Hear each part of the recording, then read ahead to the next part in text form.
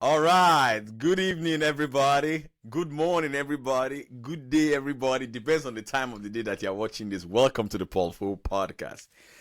I always say that all my guests are fascinating people. And then I have another great sister of mine. Shola, I was just looking at your like at your Twitter just now. You've got like 22,000 people on Twitter, man. A 22,000 followership on Twitter is like 500,000 on Instagram because I don't know. I believe Twitter has the most intelligent people. Sorry, guys. Don't let the Instagram people come for you. Yeah. So yeah, Shola is the founder of Smart Stewards. That's what I know her for. That's what the world knows her for. But she's a woman of a lot of things. I have here with me Shola Adesakin. There are very few women I call my sister. And she's one of them. She's written 8 books. She knows money and she knows numbers and figures. And that is what we are going to be discussing here today. Why that is such an emotional issue and why that is such a struggle for a lot of people. I mean, people go in and out of it, but hey, Shola, welcome to the show. How are you? I just want us to gist. Thank you, Paul. You do an amazing work. You inspire me a lot. Yeah, thank you for pushing us to master sales, to master marketing, to be convincing in selling our passion and proficiency, with the world. It just gives me joy. Your voice rings Thank in you. my Thank ears all the time, even when I'm not Wow. speaking. Wow, fantastic, fantastic. Shola, why is money such an emotional issue for a lot of people? Why is it that some people never got it right until they died? They never got it right until they died. They were good I, people, they were kind people, I, but they never got their I, money right. I love, love, love, love, love that question. And I'm going to be very practical as much as I can and very vulnerable as well. Well, before I, deep dive into answering that question, let me just give you a bit of um, history about myself and how it ties with that question. Mm-hmm. I qualified as a chartered accountant about 22 years ago, Mm-hmm. and I'd always been somebody who loved figures, right? I wanted to Mm, be an accountant. I knew that from when I was younger.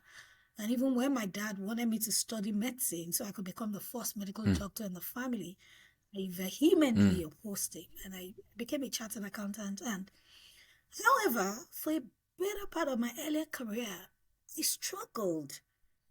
I struggled with mm, money because, first of all, I thought or I assumed that as a chartered accountant, I should naturally understand how money worked. I should mm, understand, the principles of money. I should be able to automatically master that word, that term, mm, that phenomenon called money. But mm-hmm, I struggled, made a lot of terrible decisions that landed me in trouble. But over mm, time, I went back. I mean, some of those things that I did took me back to going back to the basics to understand what money is. And like I said, mm, very practically, I would say that, you see, money is just like any other resource that helps mm, us live an amazing life. But because mm, money is one that is universal, money is a language that connects the entire world. mm, Money is one thing that, at a global level, at a universal level, a language that we all understand. And it is mm, a term, it is a language that helps us measure a whole lot. It is a mm, language, it is a term, it is a tool with which we sort of communicate in a mm, way that mm, people understand. mm, That's one of the mm, reasons it makes it really, really emotional. Do you see? mm, And mhm, I tell people that money is just like any other resource. For example, you don't beg the sun to shine in the morning. Mm. When it's time to snow in your part of the world, you literally do not say, "Oh, let there be snow." There must be snow. And you see, you don't have to become apprehensive that those things are not happening, because naturally they will happen. It would Mm. rain when it's meant to rain. The sun will Mm. shine in the morning. The moon and the stars will come out. So I see money from that point of view. Money, because it is a universal tool, it will be available. The only thing is that you must then understand how it works so that it Mm. works in your favor. It gets Mm. people emotional because it is important, but unless you understand how it works, it won't just gravitate towards you. So you have Mm. money in the hands of fewer people who understand how it works. And then Mm. those who do not have it are aggravated, are agitated, but money is there, Paul. Money is everywhere. Mm. So just trying to tie that question together.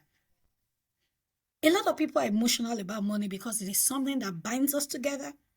Mhm. But it is very tricky because you need to understand how it works Mm. so that you can get more of it towards you, to come to you, to meet your needs, for you to have in excess. And only those who master that would be able to do amazing things with money. So I hope that Mm. answers that question, for a start. Mm. Very, very interesting. You were talking about the fact that people who understand it, that money is everywhere, that people who understand it tend to pull it to themselves as a magnet. So from your research, you've written over 5 books on the subject. What do you Right. think are some of the characteristics of people that constantly attract this thing to themselves? You relate with high net worth individuals who are rich.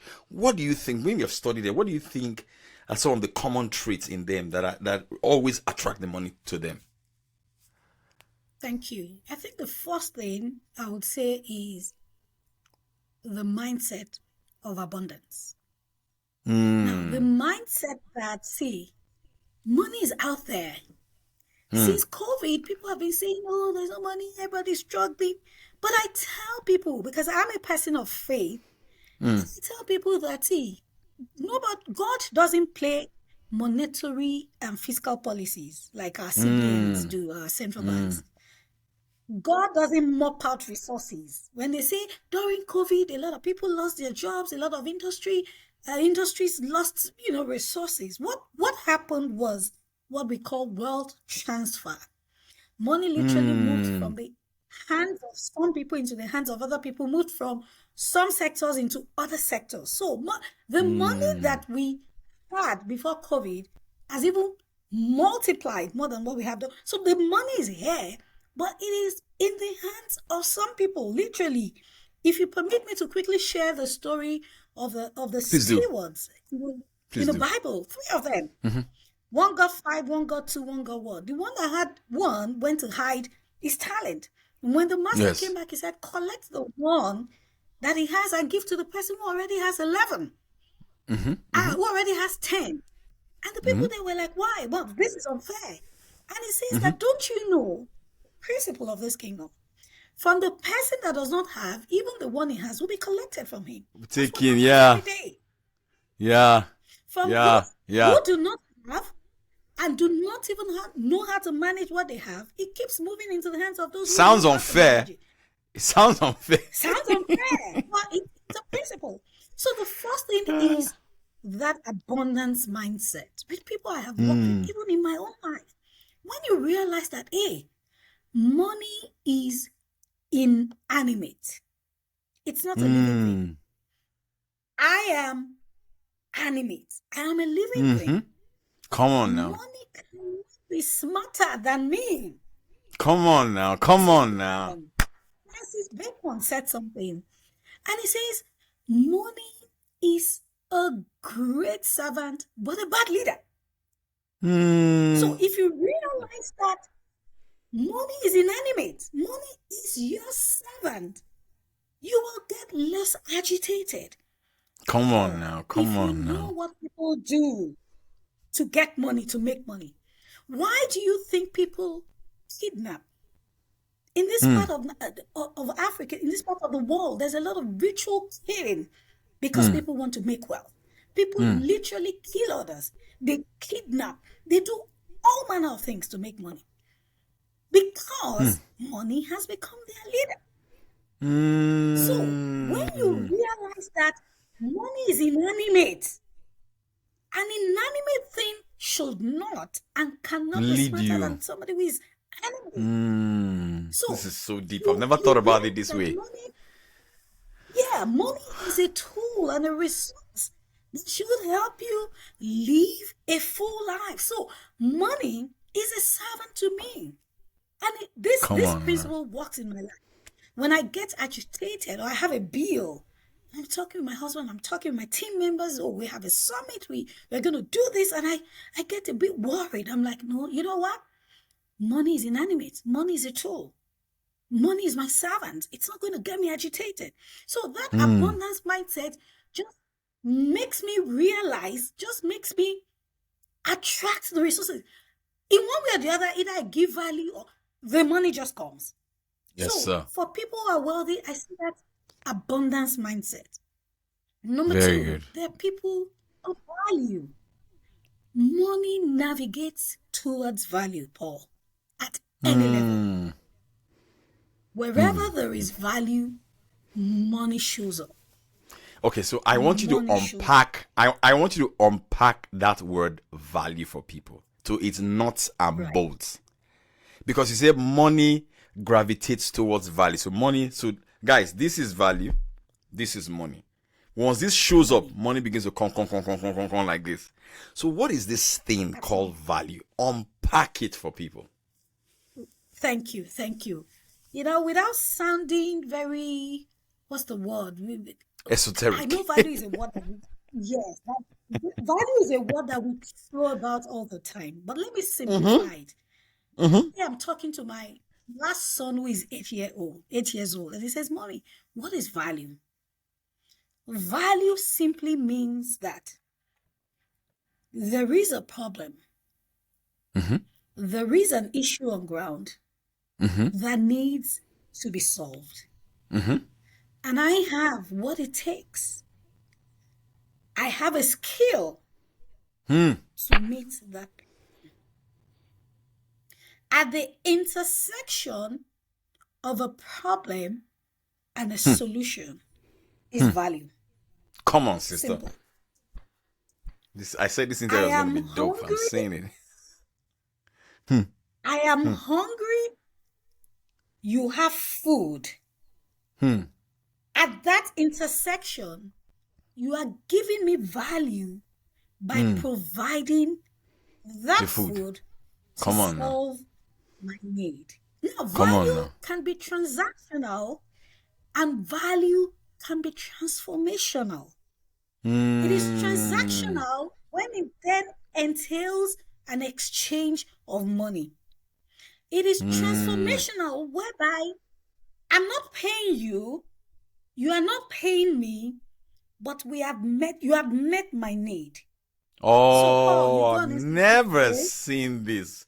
I have never seen this. So a good preacher provides transformational value. Absolutely. Oh my God. Every day you go on Instagram and you drop a video. You drop a video. Let me give you, okay, Paul, let me even backtrack a bit. The first time I met you, it was at a program. Yes, right. I had spoken before you came in, and then you spoke, and in my mind, I was like, this guy is hitting the nail on the head of my problems. But I didn't pay you at that point in time. But you provided transformational value, which has over the years has now navigated towards transactional value. I see what it means. So there's more. You have patronized me from transformational value. It has become transactional value.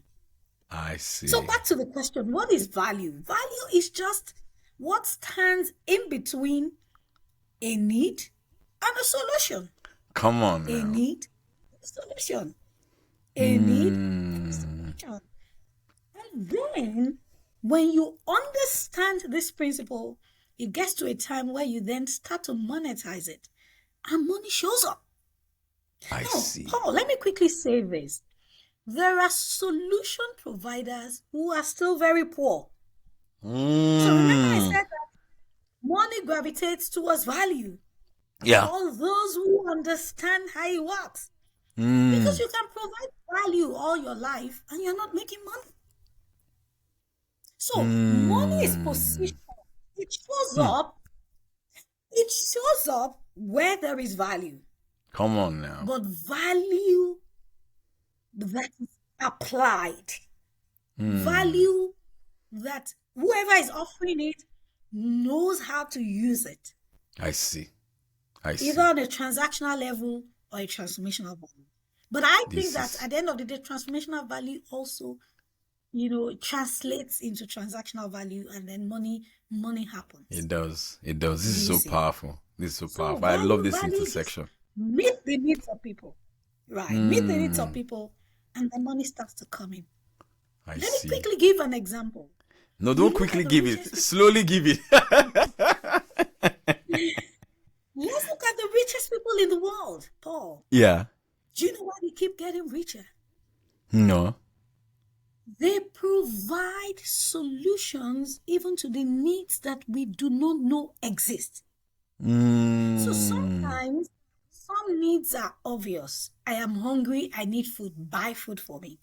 But for those people who excel and who are so wealthy, before you even realize that you have a need, you provide it. For example, many years ago when Facebook hit the market, in our minds, we just think, oh, I went to secondary school with somebody. Yes, I'm not saying that in 15 years or 10 years.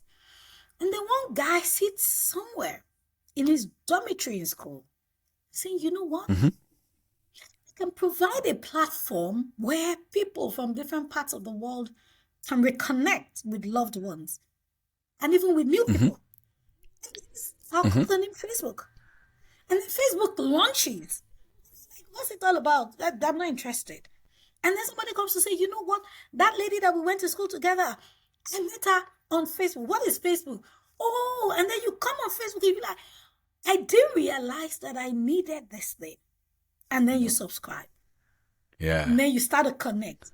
Then you start to run ads. Then you start to tell family members about it.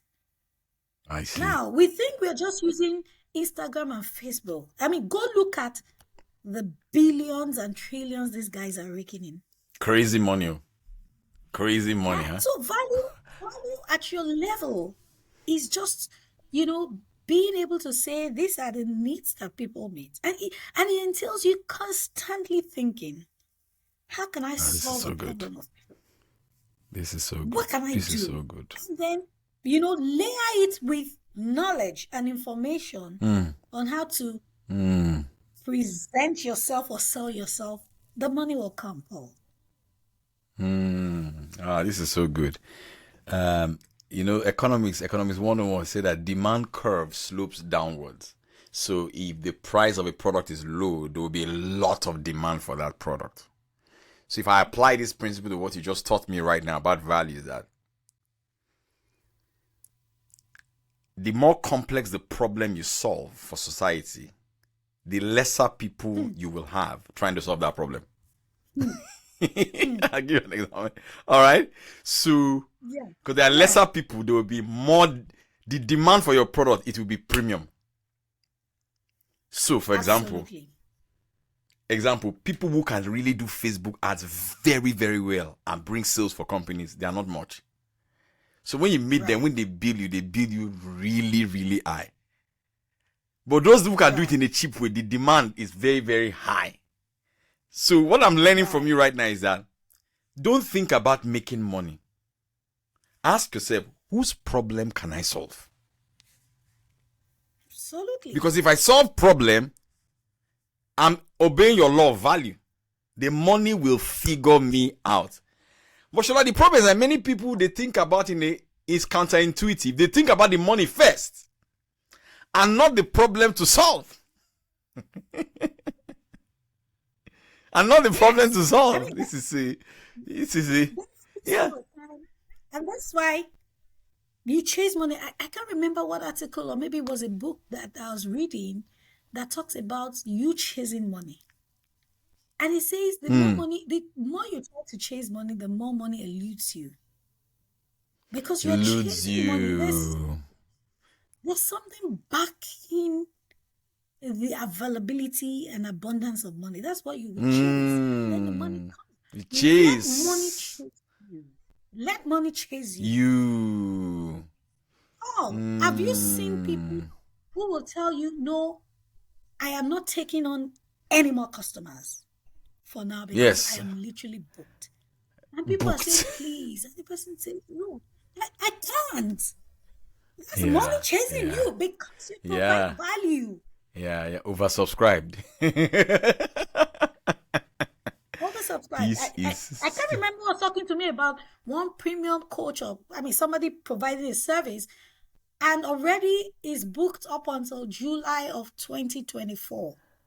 Can you imagine? Like, Can you imagine? we're not taking anything. We're not taking new customers. Can you imagine? I'm literally saying this is money on the table.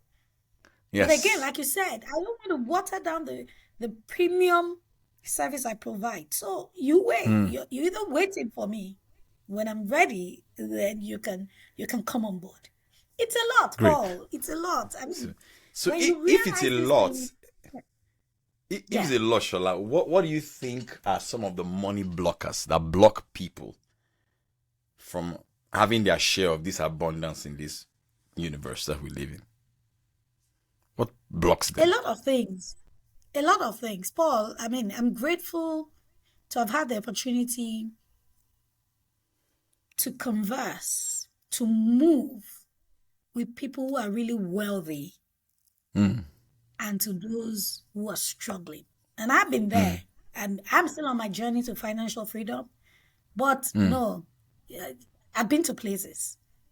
I've seen things. I've understood things that, for me, the number one blocker is, and it just has to do with the mindset. Recently, I wrote a book called Mind Over Money.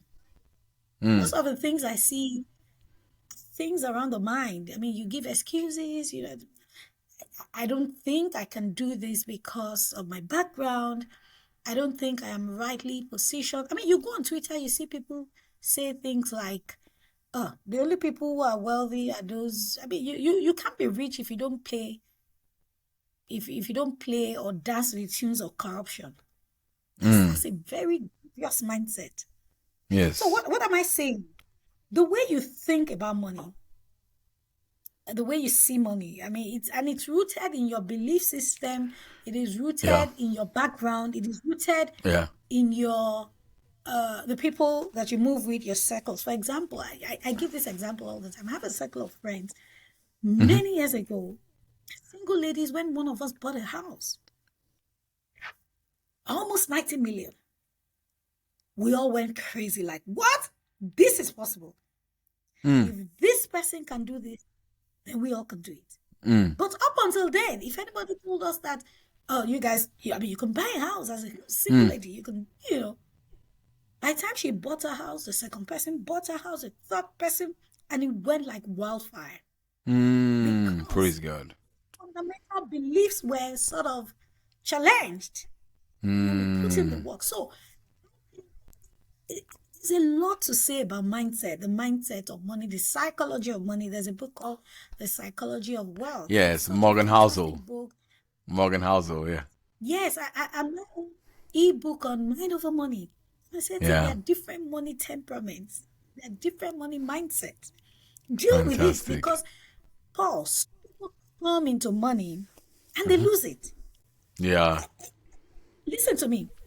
It's one thing to have money. It's one thing to have money continuously. And that's why you see those lotteries. They lose it later on.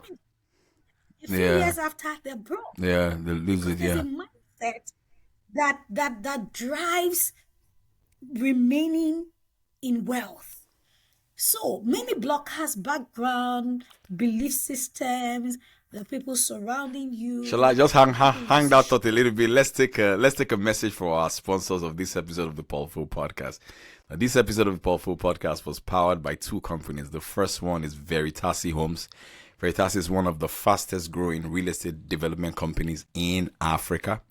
And the second is by VFD Bank, VPay Bank. VPay Bank is one of the fastest growing fintech banks in Nigeria and in Africa.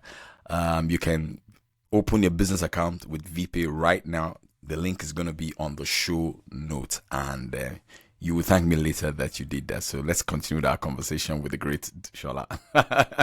Yeah, go ahead. Yeah, Thank you. As yeah, as you were talking, rather, I just quickly went down memory lane on my journey. yeah. I remember a time where many years ago I was earning about 500,000. It was a lot of money back then, half a Mm, million monthly. But I was always broke, Paul. Always mm, broke. I would 4 or 5 days after salary was paid, I would just say, you know what? I don't even know where my money is going. mm. I wasn't building a house. I wasn't buying assets. I just was broke.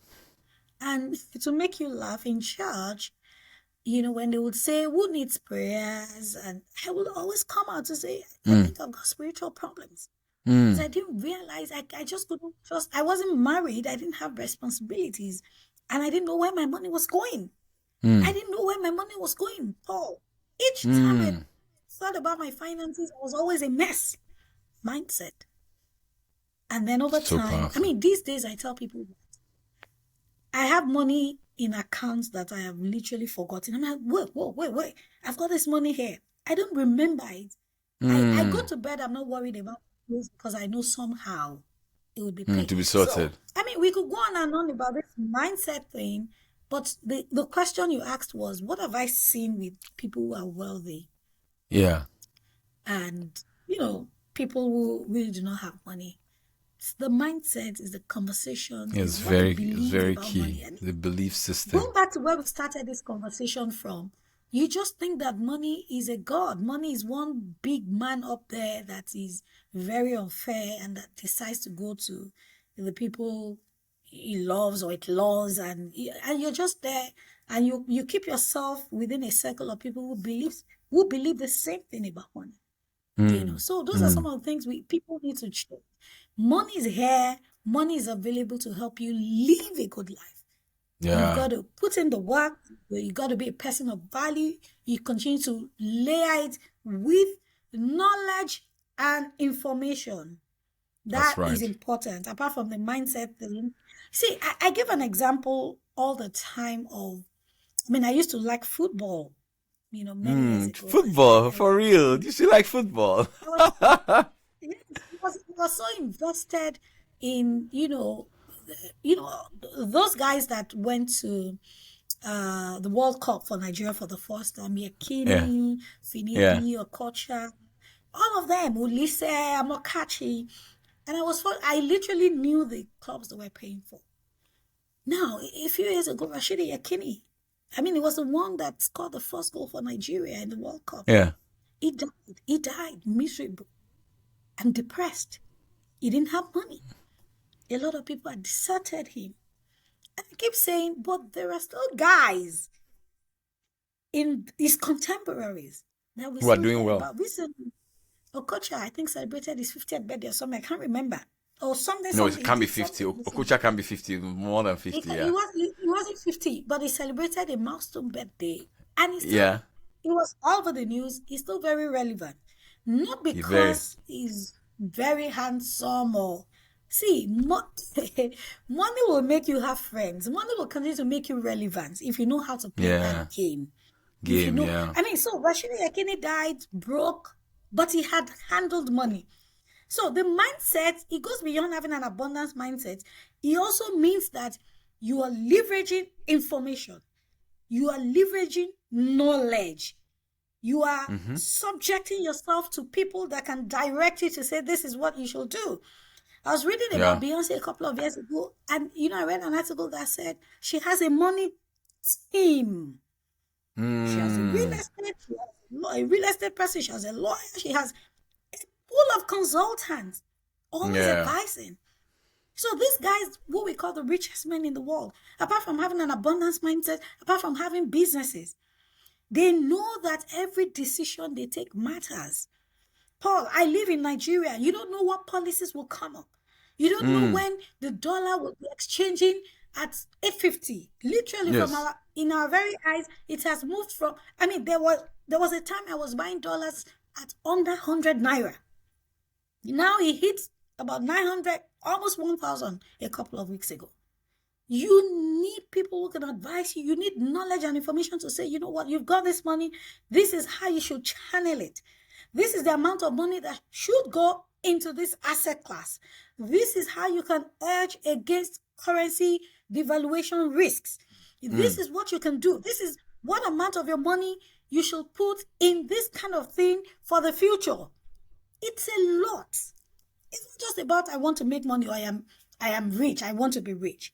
It's a game that you constantly must play by leveraging knowledge, leveraging information, working with experts to keep you on top of your game. Because Paul, once a millionaire, once a billionaire is not forever a millionaire, forever a billionaire anywhere in the world. I see. The goals keep moving. You have to stay abreast of fact. You have to invest in knowledge. You have to invest in information. You have to constantly say, look around to say, what is happening? Where should my money go? You have to be on top of that money. If not, you just realize you're broke. So, Sola, you were talking about investing in knowledge because I know that is the starting point, all right? I mean, you've written a couple of books around this area. If somebody wants to start their money journey, which of your books would you recommend that say you got to start with this? Which of your books? Called 40 Frugal Rules for Your Journey to Financial Freedom. It's a very simple book. You're going to give me the show notes of that. I'm going to put it in the show notes. I'll put it in the show notes. So anybody that wants to buy can buy it from there. A to Z of financial management. It's so on powerful. Amazon in both print and Kindle. Amazon, print and Kindle. And what I did there was just to say A to Z, the basic A to Z of finances. Yeah. A for accountability, B for budgeting. Just basics. Yeah. Jumpstart your journey. We're talking about mindset. We're talking about the knowledge bit. We're talking about, implementation. What do I do? Read that book, and it just explains the basic things that you can do. Because, one of my mentors in financial literacy, Dave Ramsey, says that attaining wealth is not a sprint; it's a marathon. Yes, one of my favorite men, man. You keep rinsing and repeating, even as finance coaches. You keep reading books. Because the world is changing. The things that our parents were investing in, they were making money from many years ago, those are the things. They're not things making money for anybody again. Today, for example, you're a copywriter and you make your money from copywriting. I'm not saying copywriting doesn't sell, but these days there are a lot of AI-powered tools that will help people do copywriting. Yeah. Except you are at the cutting edge of your profession. There are basic tools that can help people carry out their responsibilities and do their stuff. So you see, you have to keep saying, what is happening in my industry? What is likely to sabotage the value that I bring to the table? Because if you're not able to bring value, don't forget, there's no money. So you have to constantly think, what can I do? What can I add? How can I tweak? What am I adding to what I do? The same thing applies to business. For your business, what products and services are we providing? What can we constantly do? To keep iterating, keep changing, keep adjusting. Always stay abreast of facts. To keep saying, okay, this is the way we'll go. This is the way we'll go. But summarily, this money game, this money conversation, there's a game to it. There's a game to becoming wealthy. There's a game to staying wealthy. And it's all I have said, the mindset, the knowledge, the information. I mean, you can't delegate your ability to build and sustain wealth to anybody. Even if you Ah, have consultants, it comes this to is you, a and this it's is a a function of what you know. powerful line, man. This is a powerful line. You can't delegate your journey to build wealth to somebody else. This is so powerful. So, like, this is a great place to call this episode a wrap, man. Man, if we want to follow you, get more of your information, where should they start from? Where should they go? Where should we lead them to? What's your Instagram, Twitter handle? I am everywhere as Shola Adeshaki. I'm Ah, on LinkedIn, Shola Adeshaki. I'm on Instagram, Shola Adeshaki. Twitter, Shola Adeshaki. On YouTube, where we've got tons of videos for beginners, those who are trying to, just navigate their path in financial literacy. I am there as Smart Stewards by Shola Adeshaki. And of course, you can email very us good. anytime, info@smartstewards.com. Everywhere, yeah, to help you. Wow. This has been a fascinating conversation. I knew this was going to be good. I knew this was going to be good. So, guys, those of you watching this on YouTube, please smash the subscribe button if you haven't. Those of you listening to this on the podcast, write a review, take a screenshot, share it. You can tag Shola on social media. I just listened to your episode. I thought that was brilliant. Follow her and learn a lot from her. I'm going to put a show note to her book here, and then start your money journey. So when you become successful, send us an email and say, you know what, this was where it started. So thank you so much, Shola. I'm going to stop the recording and then we can just more.